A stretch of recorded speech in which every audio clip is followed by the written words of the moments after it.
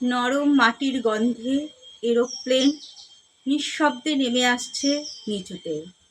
দরজা খোলো মা, আমি ফিরে এসেছি আবার, তোমার সেই পুরনো ছেলে। আমি তো গৌতম নই, রাস্তায় কোনো মৃতদেহ দেখলেই আলোর জন্য অন্য কোথাও ছুটে যাব। এক ভিড় অন্ধকারে সারাদিন আজ ঘুরে বেরিয়েছি, সারা শরীর নুন বাতাসে আজ ভর্তি হয়ে গেছে। চোখের তলায় চিত হয়ে শুয়ে আছে পক্ষীরাজ। দরজা খোলো মা, আমি ফিরে এসেছি আবার, তোমার সেই পুরনো ছেলে।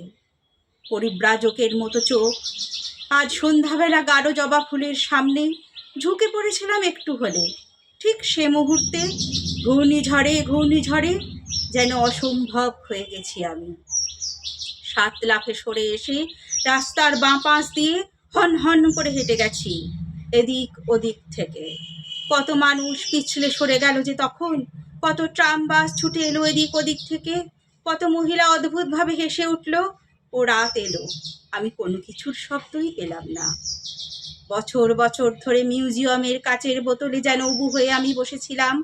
বছর বছর ধরে স্কুলের ছেলে মেয়ে ও তাদের মাস্টার মশাই ও দিদিমণি, স্কুলের ছেলে মেয়ে ও তাদের বাবা মা ও ভাই বোন উৎসুকভাবে তাকিয়েছিল আমার দিকে। আজ সেই কাচের বোতল আমি ভেঙে ফেলে বেরিয়ে এসেছি। আমি আজ ভয়ঙ্কর ভাঙা কাচ চারিদিকে ছুঁড়ে ফেলে নিজেরই শরীরে ঢুকে পুজো হয়ে লুকিয়ে আছি রাত্রির বেলা।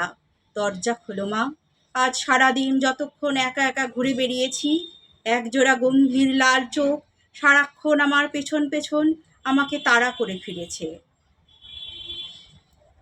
ভাস্কর চক্রবর্তীর কবিতা দরজা খোলো মা। আমি মৌমিতা পাল পাঠ করে শোনালাম।